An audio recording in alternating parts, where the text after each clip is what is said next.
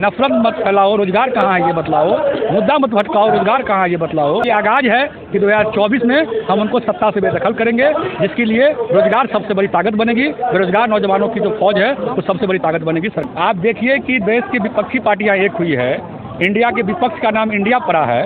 आप देखिए कि वो भाषण जब उनका चलता है तो उनका चेहरे पर से नूर गायब। ये नफरत सिर्फ इसलिए फैलाते हैं क्योंकि इनके से रोजगार लोग ना मांगे, इनसे महिला सुरक्षा की बात ना की जाए, इनसे महंगाई की बात ना की जाए, इनसे यह ना कहा जाए कि आप मणिपुर पर बहस करो, आप मणिपुर पर बात रखो। अब उनके पार्टी के लोग हैं, वो प्रधानमंत्री हैं, तो गरीब के मसीहा बताइए, बात जाए गरीब से ना पूछिएगा कि वो मसीहा है कि नहीं है। आप चले आइए मेरे दरभंगा में, और दरभंगा में जो सुदूर इलाका है कुशेश्वर स्थान, वहाँ चले जाइए और उनसे पूछिए कि आप अमित शाह को जानते हैं। वो कह रहे थे कि वो जो है उनके प्रधानमंत्री वो गरीब के मसीहा है, वो क्या लगता है, वो बता देंगे आपको।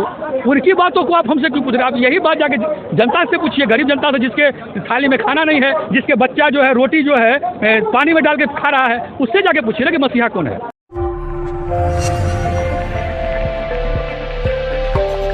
आप देखिए कि देश के भीतर जो माहौल है, देश के भीतर नफरत फैलाने की माहौल पूरी सरकार कर रही है, केंद्रीय सरकार। लेकिन देश के भीतर नफरत के आग में जिसको झोंका जा रहा है, वही नौजवान आज इस देश की सरकार से रोजगार मांगने दिल्ली पहुंची है। तो ये अपने आप में बहुत बड़ा सवाल है कि एक नौजवान संगठन नौजवान के मुद्दे पर पिछले 9 साल से जो वो जिले में कस्बों में लड़ रही थी, वो आज उनके सामने आंख में आंख डाल करके ये बात कह रही है कि नफरत मत फैलाओ, रोजगार कहाँ है ये बतलाओ, मुद्दा मत भटकाओ, रोजगार कहाँ है ये बतलाओ। तो ये अपने आप में ये आगाज है कि 2024 में हम उनको सत्ता से बेदखल करेंगे, जिसके लिए रोजगार सबसे बड़ी ताकत बनेगी। बेरोजगार नौजवानों की जो फौज है वो सबसे बड़ी ताकत बनेगी सरकार को। कहाँ से आए, कहाँ से आए?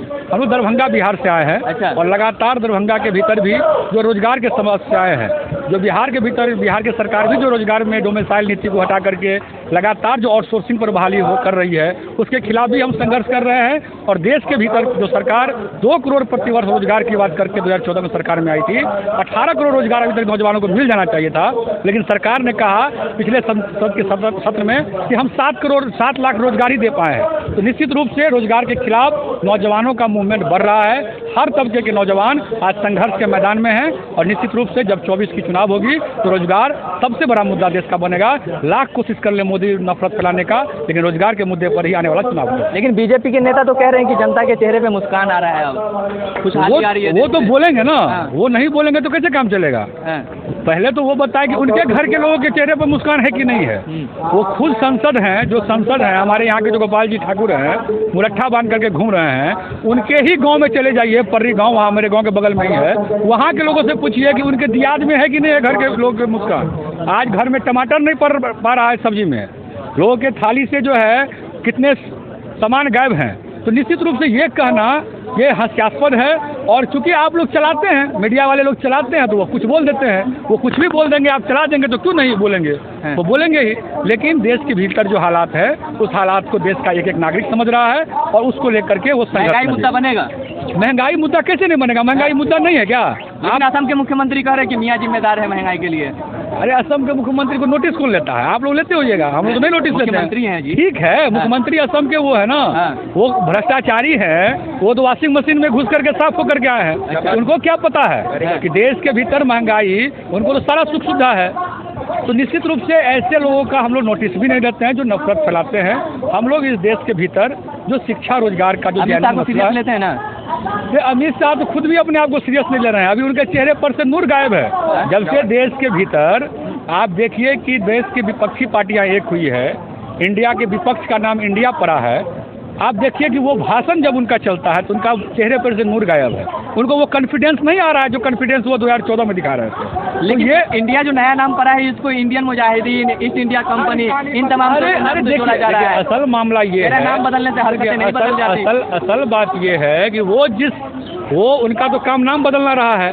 अब वो भारत का नाम भी बदल देना चाहते हैं, इंडिया का नाम भी बदल देना चाहते हैं। तो हमने क्या कहा कि नफरत फैलाने वाली बातें वो हर रोज करेंगे, और उनको बड़े बड़े कॉर्पोरेट घराने जो हैं वो उनको नोटिस करते हैं, इसीलिए वो बात सामने आती है। लेकिन देश की सच्चाई ये है कि देश के भीतर रोजगार नौजवान न मांगे, महंगाई पर महिलाएं न बोलें, अपने यौन शोषण पर महिलाएं न बोलें। इसलिए पूरे देश को हिंदी मुस्लिम करके आप देश को अशांत करके रखें। लेकिन हम आपने कोई एक शब्द हमने कहा, और तमाम जो देश भर से, ऐसा नहीं है कि कोई एक जगह से लोग आए हुए हैं, इस कार्यक्रम में देश भर के नौजवान पूरे राज्य से चल करके आए हैं, और उनका एक ही नारा है कि रोजगार हमको देना होगा, नफरत की बातें खत्म करो, नफरत मत फैलाओ, रोजगार कहाँ है ये बतलाओ।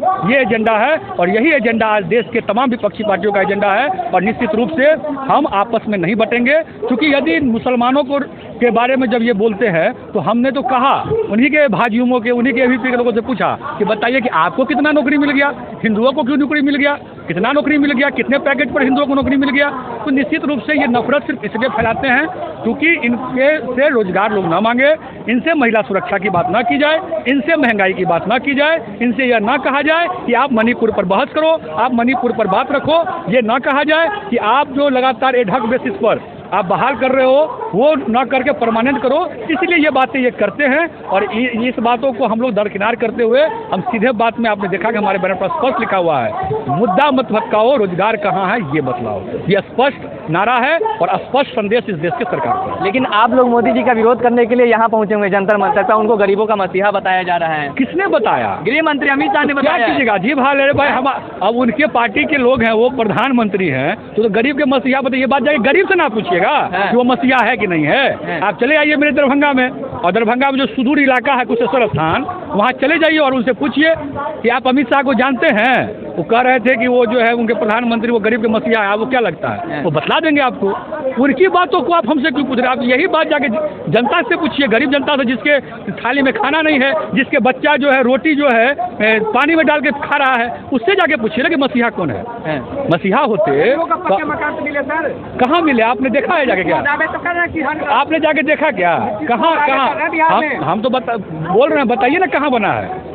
दावे देखिए, दावे जो हो रहे हैं वो मीडिया में हो रहे हैं। हमने आपसे यही कहा कि हम तो वहाँ से, मैं तो वहाँ से आया हूँ ना, हम लोग नीचे से कैंपेन करते हुए, जनता से मिलते हुए हम आंदोलन में, बड़े आंदोलन में आए हैं। हमको जमीनी हकीकत पता है, और आप जो बात पूछ रहे हैं वो सुनी सुनाई हुई बातें पूछते हैं, जो भाषण के तौर पर सामने आता है। आप जाइए और आप जाकर के जमीनी हकीकत का आंकड़ा लेंगे तो आज जिनके पास जमीन था भी, घर था भी, वो बेच करके अपना पेट पालने में लगे हुए हैं। उनके पास रोजगार नहीं है तो उनका सारी संपत्ति बिक रही है। अरे वहाँ पे हर किसी को रोजगार है, सब खुश है। कहाँ खुश है? कहाँ बिहार में खुश है? बिहार में अभी हम लोग शिक्षक नए स्टार्टअप खुल रहा है, नए स्टार्टअप खुल रहा है। कौन सा स्टार्टअप खुल रहा है? नए स्टार्टअप खुल रहा है, चाय की दुकान चल रही है, पकौड़े की दुकान चल रही है। अरे भाई वही तो बात करें, चाय की दुकानें और पकोड़े की दुकान तो वो राष्ट्रीय रोजगार है मोदी जी के लिए।